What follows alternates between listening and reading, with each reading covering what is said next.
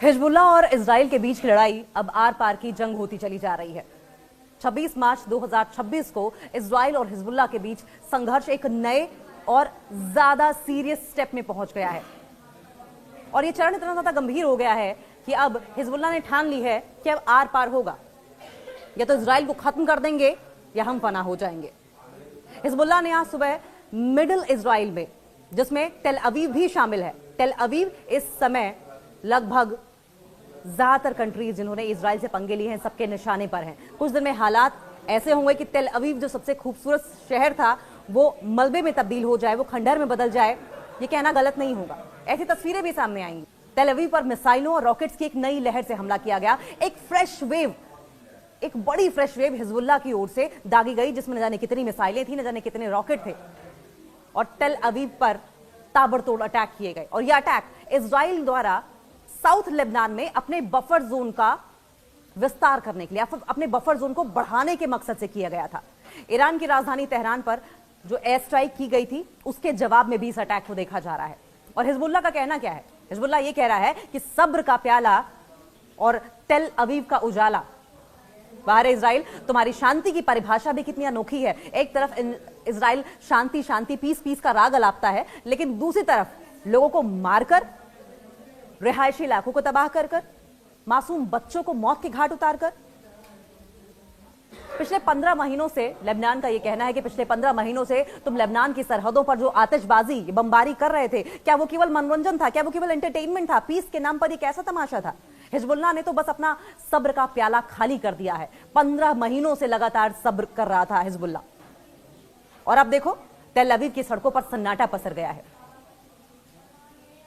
इसे आप ऐसे कह सकते हैं, हिंदी में एक कहावत है कि सुनार की खुट पुट और लोहार की धम से। इजराइल 15 महीनों से अटैक कर रहा था और हिजबुल्लाह ने एक बार ऐसा अटैक किया कि टेल अवीव की सड़कों पर सन्नाटा सा पसरा है। टेल अवीव कहता है कि तुम्हें लगता था कि नवंबर 2024 के सीज फायर के बाद हिजबुल्लाह सो रहा है। नहीं, वो तो बस तुम्हारी गुंडागर्दी को गिन रहा था। हिजबुल्लाह इस बात का इंतजार कर रहा था कि कब इजराइल के पाप का घड़ा भरे और कब इजराइल को बेफिटिंग रिप्लाई दिया जाए, इजराइल को मुंहतोड़ जवाब दिया जाए।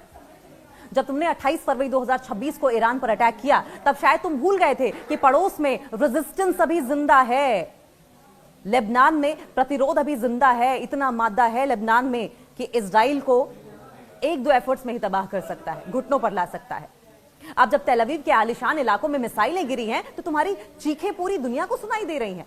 ताजा हकीकतें, कुछ कड़वे घूंट भी आपको पता होने चाहिए। 15 महीने के हिसाब की अगर बात करें तो हिजबुल्लाह के ऑफिसर्स का कहना है कि उन्होंने 15 महीनों तक इजरायली हमलों को सहा है, अपने लोगों को मरते हुए देखा है, तब ताकि अपनी ताकत को फिर से खड़ा कर सके, और ऐसा खड़ा कर सके कि जब वो खड़े हों तो उनके सामने इजराइल घुटनों के बल आ जाए। और अब वो सब्र खत्म हो चुका है। टेल अवीव पर प्रहार अब शुरू हो चुका है। मार्च 2026 के आखिरी हफ्ते में टेल अवीव पर हुए मिसाइल हमलों ने तुम्हारी सुरक्षा के दावों की धज्जियां उड़ा दी हैं। कहते थे कि इजराइल में सिक्योरिटी सिस्टम इतना मजबूत है, इजराइल की सुरक्षा इतनी मजबूत है कि वहां परिंदा भी पर मार नहीं सकता, कोई उसे भेद नहीं सकता। और हिजबुल्लाह की मिसाइलों ने इस सुरक्षा कवच को मिटा दिया है, इस सिक्योरिटी सिस्टम की धज्जियां उड़ाकर रख दी हैं। कहा तो यह भी जा रहा है कि तुम्हारे राष्ट्रपति आइजैक हर्जोग खुद मलबे का मुआयना करने पहुंच गए थे। ऐसी तबाही हुई है। क्या यह सबक इजराइल के लिए नहीं है? मैदानी जंग में बराबरी। हिजबुल्लाह कहता है कि तुम्हारे बफर जोन बनाने के सपने के जवाब में हिजबुल्लाह ने अकेले 22 मार्च को रिकॉर्ड 85 हमले किए। तुम्हारी मरकावा टैंक और प्यूमा बख्तरबंद गाड़ियां अब साउथ लेबनान की मिट्टी में मिल चुकी हैं। और ऐसे ही न जाने कितने हथियार हैं जिनका दम भरता था इजराइल, वो सब मिट्टी में मिल चुका है। या ये टेंशन और बढ़ेगी? आत्मसमर्पण होगा या संघर्ष बढ़ेगा? नईम कासिम ने यह साफ कह दिया है कि आगे के नीचे बातचीत करना आत्मसमर्पण है, यानी कि हिजबुल्लाह बात नहीं करेगा। बात की जितनी भी गुंजाइशें थी सबका धीरे धीरे करके इजराइल ने दम घोट दिया है। अब बातचीत की, सरेंडर की, सीज फायर की तमाम बातें बेमानी लगती हैं। जब एक तुम्हारी आक्रामकता नहीं रुकती, जब अग्रेसिवनेस इजराइल की ओर से नहीं रोका गया, अटैक्स नहीं रोके गए, मासूमों को मारना नहीं रोका गया, जुल्म नहीं रोका गया, तब तक ये सरप्राइज जारी रहेंगे। तो इजराइल अब रोना कैसा? जब तुमने लोगों को बेमौत मारा, प्यासा मारा, कोई भूख से मर गया, कोई बीमारी से मर गया, किसी के ऊपर मिसाइल गिरी तो उसके चीथड़े उड़ गए, किसी का घर तबाह हो गया। तो इजराइल अब किस बात का रोना, और ये कैसा रोना है? तुमने जो बोया था वही काट रहे हो। जो बोया बीज बबूल का, तो आम कहां से खाए? हिजबुल्लाह ने तो बस इनफ इज इनफ का अनुवाद, इनफ इज इनफ का ट्रांसलेशन, इनफ इज इनफ का मतलब तुम्हें समझाया है, तुम्हारी ही भाषा में इसका जवाब दिया है। तेल अवीव में जो सायरन बज रहे हैं वो तुम्हारी 15 महीने की जाप्तियों का म्यूजिक समझ लीजिए आप।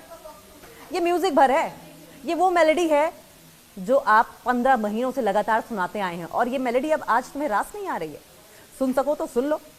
और अगर आज की ताजा घटना की बात की जाए तो तेल अवीव पर अटैक किया गया। हिजबुल्लाह ने थर्सडे की सुबह, यानी कि आज की सुबह, मध्य इजराइल में, मिडिल इजराइल के जो मिलिट्री बेसेस थे उन्हें टारगेट करते हुए ताबड़तोड़ मिसाइलें दागी। तेल अवीव और आसपास के शहरों में हवाई हमले के सायरन गूंजने लगे। अब इस पर हिजबुल्लाह क्या तर्क दे रहा है यह समझना बहुत जरूरी है। इस ग्रुप के प्रमुख हैं नैम कासिम। नैम कासिम ने कहा कि हमले पिछले 15 महीनों से इजराइल द्वारा किए जा रहे उल्लंघनों, उनकी मनमानियों का जवाब है, हालिया आक्रामकता का करारा जवाब है। जो अत्याचार लगातार, जो जुल्म लगातार इजराइल की ओर से किए जाते रहे, ये उसका एक छोटा सा जवाब है, और इस छोटे से जवाब में सबको सन्न कर दिया है, लाजवाब कर दिया है। इजराइल में सड़कें खामोशी से भरी हुई हैं, गलियों में सन्नाटा पसरा है। उन्होंने साफ किया कि आग के नीचे बात करना आत्मसमर्पण के सम्मान है, और हम बातचीत नहीं करेंगे। इजराइल की कार्रवाई की अगर बात की जाए तो इजरायली प्रधानमंत्री बेंजामिन नेतन्याहू ने अब यह डिक्लेयर किया है कि उनकी सेना लेबनान के अंदर बफर जोन को और गहरा कर रही है और लिटानी नदी तक कंट्रोल करने की कोशिश कर रही है। उनके एफर्ट्स ऐसे हैं कि लिटानी नदी तक इजराइल की सेनाएं पहुंच जाए, इजराइल फोर्सेस पहुंच जाए। अब अगर हताहतों की बात की जाए, कितने इंजर्ड हुए हैं और कितना नुकसान हुआ है इजरायलियों का, तो देखिए इमरजेंसी सेवाओं के मुताबिक आज सुबह सुबह की अगर बात की जाए तो हमलों में किसी के हताहत होने की खबर नहीं है, क्योंकि ज्यादातर रॉकेट्स को इंटरसेप्ट कर लिया गया था, इजराइल का दावा है। हालांकि पिछले कुछ दिनों से बॉर्डरिंग इलाके जो है, बॉर्डरिंग रीजन जो है, वहां पर बहुत जबरदस्त तबाही हुई है। हिजबुल्लाह का यह कहना है कि उन्होंने 15 महीनों तक पेशेंस रखा ताकि डिप्लोमेसी से, बातचीत से, डायलॉग से हल निकल पाए, कूटनीति को अवसर मिल सके। लेकिन इजराइल ने सीज फायर की शर्तों का पालन नहीं किया, सीज फायर की धज्जियां उड़ाई, समय समय पर अपनी सहूलियत के हिसाब से धज्जियां उड़ाता गया, जिसके कारण उन्हें अब यह कदम उठाना पड़ा है। 26 मार्च 2026 तक की ताजा जानकारी की अगर बात करें तो इजराइल और हिजबुल्लाह के बीच संघर्ष, ये टेंशन एक नए और बेहद आक्रामक मोड़ पर पहुंच गई है, और ज्यादा ये टेंशन अग्रेसिव हो गई है दोनों के बीच में। हिजबुल्लाह ने हाल के दिनों में अपने हमलों की इंटेंसिटी और बॉर्डर पर जो विस्तार किया जा रहा है, मतलब बॉर्डर पर अपनी अपनी सेनाएं भेजकर कब्जा करने की जो नीति है, इसको बढ़ाया है, जिससे कि जंग का पलड़ा भारी होता दिखाई दे रहा है, जिससे बातचीत के जरिए समाधान निकलने की कोई भी गुंजाइश नहीं रह जाती। और अगर इस घटनाक्रम को पूरे विस्तार से समझें तो हिजबुल्लाह के हमलों में तेल अवीव पर मिसाइल से अटैक किया गया, और हिजबुल्लाह ने आज सुबह सुबह यानी कि 26 मार्च को मिडिल इजराइल और तेल अवीव में इजरायली सेना के मुख्यालय, इजरायली सेना का मुख्यालय यानी कि किरिया, और जो उनके दूसरे मिलिट्री बेसिस थे उनको टारगेट किया। सटीक मिसाइलें दागी थी, रिकॉर्ड तोड़ हमले किए, और पिछले कुछ दिनों में हिजबुल्लाह ने हमलों की झड़ी लगा दी है। अकेले 22 मार्च को हिजबुल्लाह ने 63 हमलों की जिम्मेदारी ली, जो अब तक का एक रिकॉर्ड है। हथियारों का आधुनिक इस्तेमाल किया गया हिजबुल्लाह की ओर से, एडवांस वेपन्स है उनके पास। हिजबुल्लाह अब तक न केवल रॉकेट बल्कि भारी संख्या में आत्मघाती ड्रोन्स यानी कि अनमैन्ड एरियल व्हीकल यूएवीज और लंबी दूरी की मिसाइलों का उपयोग कर रहा है। रिपोर्ट्स के मुताबिक उनके पास लगभग 25,000 रॉकेट्स का जखीरा अब भी है। तो इजराइल को अंदाजा होगा कि हिजबुल्लाह क्या कर सकता है। और सिर्फ बात यहीं तक नहीं है, बात यह है हमास, ईरान, हूथी, हिजबुल्लाह, कितने फ्रंट्स पर जंग लड़ेगा इजराइल, और अगर लड़ता भी है तो कब तक सस्टेन कर पाएगा। यहां इजराइल के जवाबी हमलों और उसमें अमेरिका की भूमिका का जिक्र करना भी जरूरी है। इजराइल के जवाबी हमलों की अगर बात करें, क्या काउंटर अटैक्स इजराइल की ओर से किए गए, तो हिजबुल्लाह के तेल अवीव पर हमलों के बाद इजराइल ने ऑपरेशन नॉर्दर्न एरो को और तेज कर दिया।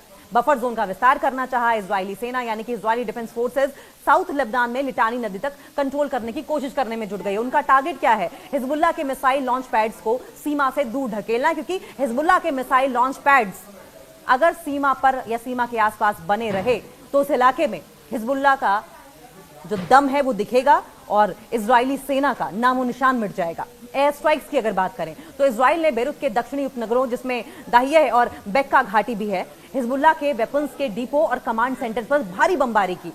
क्यों? क्योंकि उन्हें इस बात का अंदाजा है कि हिजबुल्लाह अगर वहां टिका रहा तो इजराइल के साथ क्या हो सकता है। ईरान पर प्रेशर।